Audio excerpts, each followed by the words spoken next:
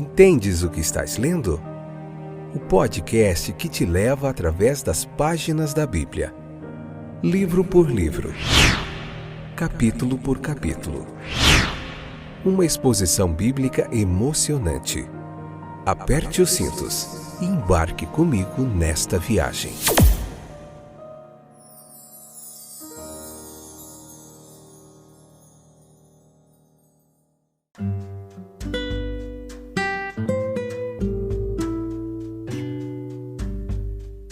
Olá, meus queridos companheiros de viagem através das páginas da Bíblia. Que alegria poder estar aqui novamente, pela graça de Deus, pela sua infinita bondade, Ele nos permite a gente tirar mais um tempinho para meditar um pouco no texto da Palavra de Deus. Hoje, Atos capítulo 17, parte 2, episódio de número 844, 10ª temporada.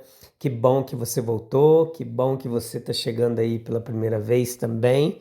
Muita gente nova, muitas visualizações nos últimos dias e a gente se alegra de ver como a palavra de Deus ela vai se espalhando, né? A internet tem essa capacidade de alcance imensurável, assim, a gente não consegue mensurar muito como que ela vai com a bola de neve, assim, passando de um para outro, compartilhando, quando a gente vê, tá em tantos lugares, atingindo tantas pessoas. A gente só precisa mesmo de boa vontade, se colocar como instrumento nas mãos de Deus e deixar que Ele age através das nossas vidas. Então a gente está meditando no livro de Atos capítulo por capítulo, tem outros livros da Bíblia aí, Gênesis, Levítico, Números e Deuteronômio, o Pentateuco. Temos os 4 evangelhos, Mateus, Marcos, Lucas e João, tudo capítulo por capítulo aí, explicadinho para você compreender o texto bíblico, meditar, se aprofundar, se edificar, se renovar pelo poder da palavra de Deus. Hoje a gente vai falar dos bereanos, o povinho inspirador para a gente, como eles faziam o que fazemos aqui, de abrir ali, procurar entender se o que estava sendo dito era realmente a palavra de Deus ou se eram invenções humanas. Então, Atos capítulo 17, versículo 10 ao 15, lê lá e vem para cá. Convida mais gente, compartilha e deixa Deus trabalhar. A gente percebe, dentre tantas coisas, o diferente estado de espírito entre os judeus aqui no texto e no contexto. Havia a incredulidade, a oposição de homens dominados por Deus ao cumprimento de seus propósitos. A gente vê os passos dos mensageiros apostólicos se acelerando, o súbito avanço da mensagem de Bereia para Atenas, e dificilmente teria sido recebido por Paulo sem as circunstâncias que o impulsionavam.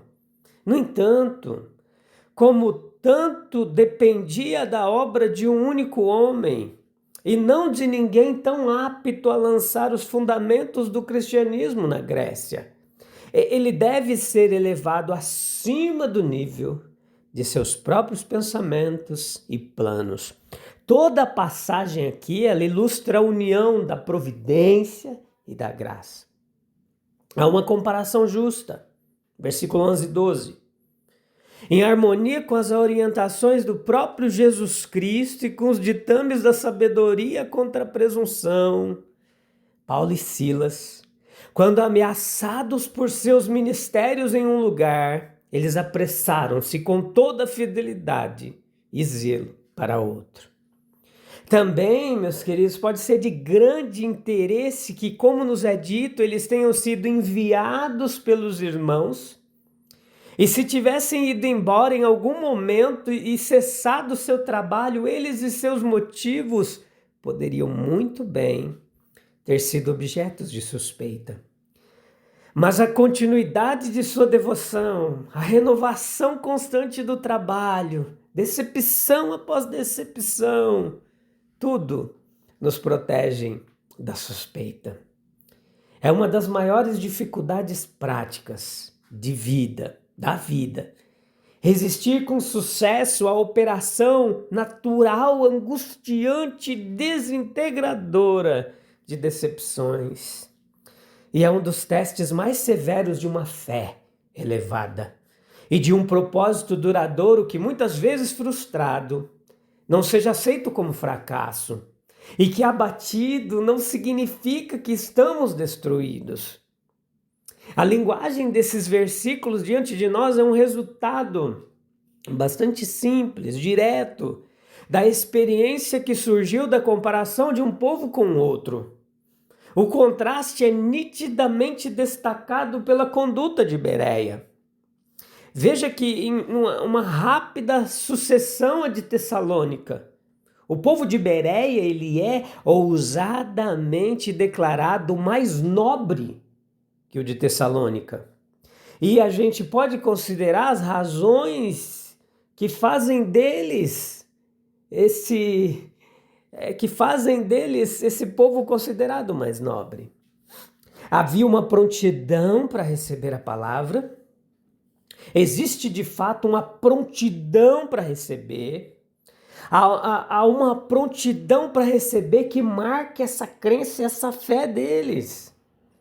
Há uma prontidão para receber que marca uma natureza consciente da necessidade.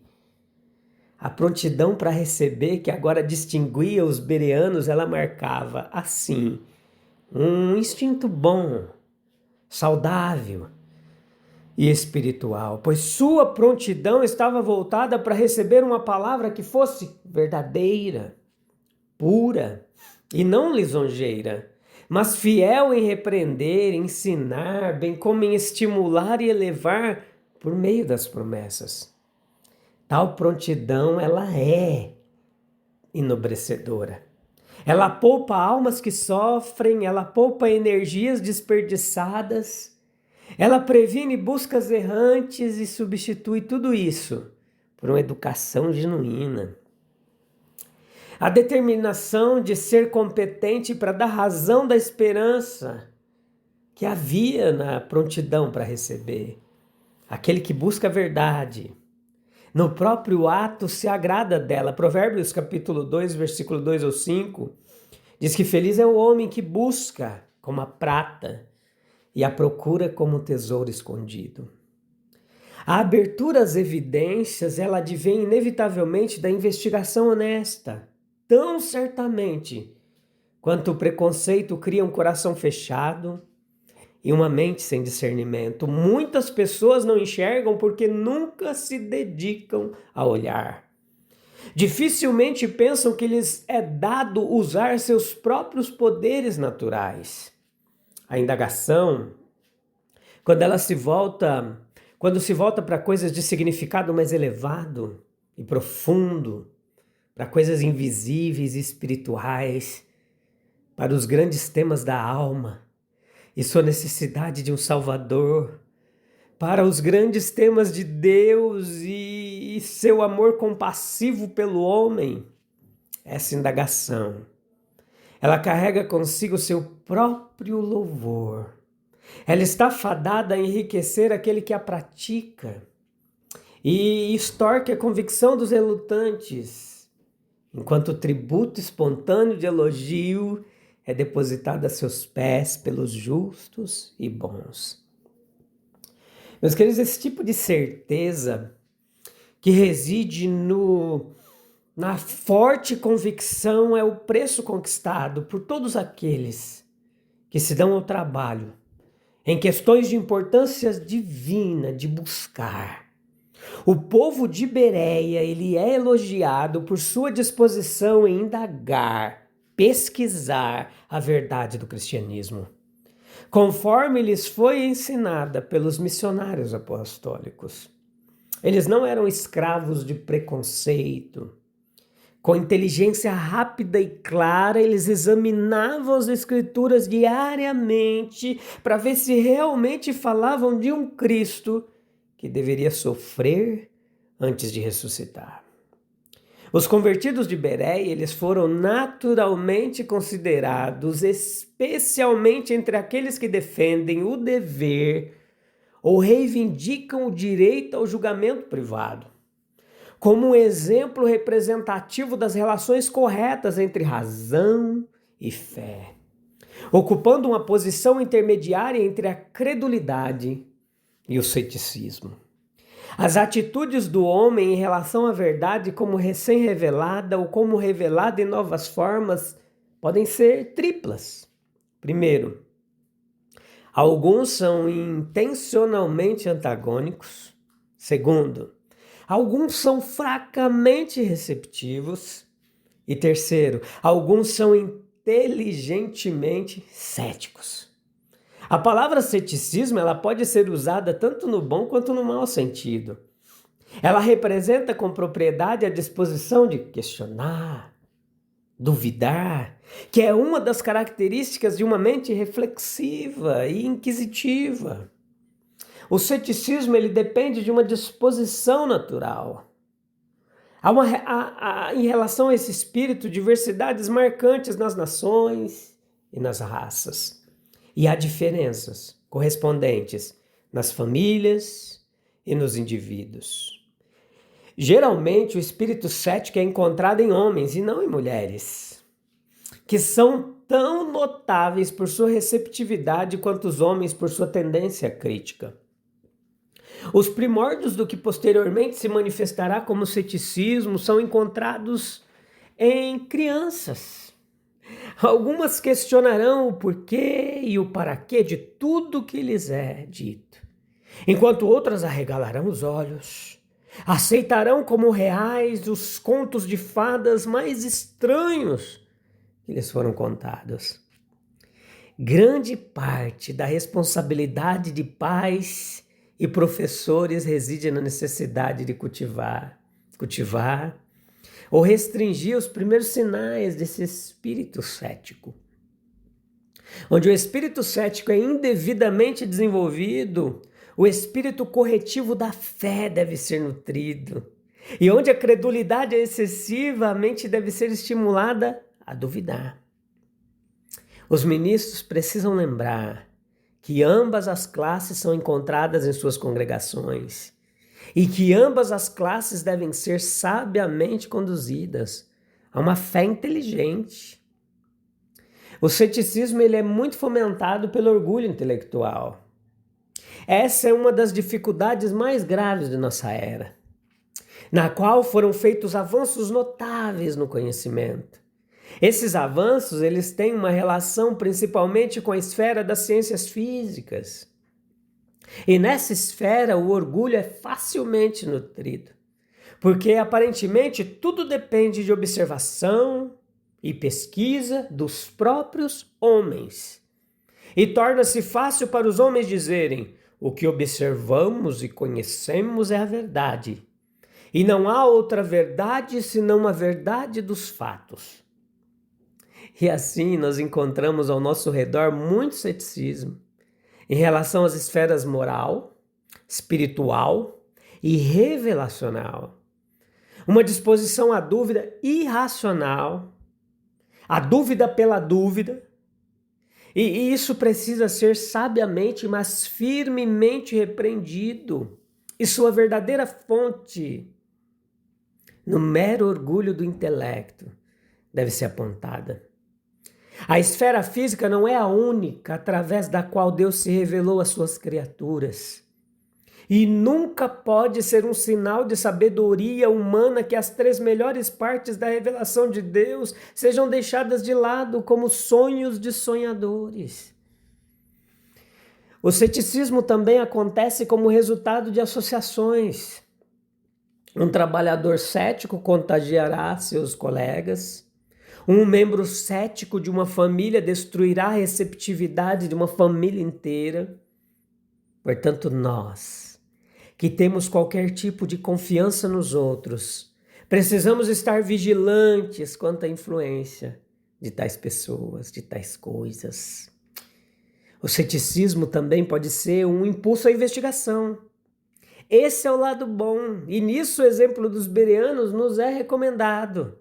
É o espírito que busca 2 coisas. Primeiro, compreensão, entendimento distinto, claro e inteligente de quaisquer ensinamentos. E segundo, a verificação, os fundamentos adequados e razoáveis para a crença. Mas é característico da investigação inteligente buscar suas próprias provas dentro das esferas de seus sujeitos. Se indaga sobre princípios físicos, busca prova e ilustrações em fatos físicos. Se sua esfera é moral ou espiritual, busca razão e provas morais ou espirituais. Assim, os bereanos eles não confundiam as esferas e os domínios de investigação. A questão era a revelação profética e a resposta a fatos históricos e, portanto, as suas investigações diziam respeito ao conteúdo real da revelação e à credibilidade das testemunhas dos fatos históricos.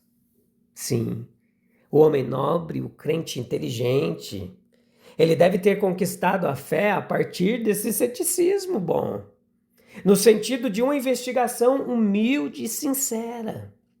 Aqueles que são simplesmente receptivos têm sua missão no mundo e não desejamos instituir comparações indignas ou desencorajadoras, mas para as formas ativas de trabalho cristão e para as emergências do conflito cristão, são necessários aqueles que conquistaram a fé a partir da luta.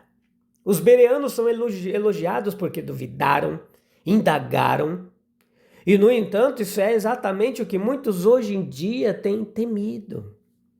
Mas uma coisa tornou suas indagações tão seguras, foi que elas os conduziram às Escrituras e à busca da palavra revelada de Deus. É isso que a gente faz aqui. E como que a gente pode crescer na fé se a gente não estiver disposto a investigar a verdade que professamos? De que vale o saber humano se o orgulho intelectual nos impedir de enxergar a sabedoria divina? Joia demais, meus queridos. Vamos orar? Encerrar mais um episódio. Se você tiver como buscar um local calmo e tranquilo, vem comigo para a gente falar com Deus, encerrar esse episódio e depois ainda falta 17 parte 3, 17 parte 4 para a gente concluir esse capítulo. Tem sido joia demais. Vamos orar? Oh, Jesus lindo, Senhor amado. A gente precisa desse espírito dos bereanos.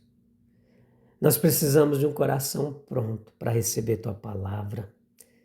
Uma mente disposta a examinar, com humildade, com fé, tudo que a gente ouve. Meu Deus, a gente precisa de um ceticismo bom, que seja instrumento de busca e não de resistência. E que toda dúvida, ela nos conduza de volta à certeza do Teu amor e da Tua verdade. Em nome de Jesus. Amém, amém e amém. Joia demais! Te encontro no próximo episódio, tá bom? A gente continua lá, meditando na palavra de Deus. Um abraço, Deus abençoe, até breve. Tchau, tchau.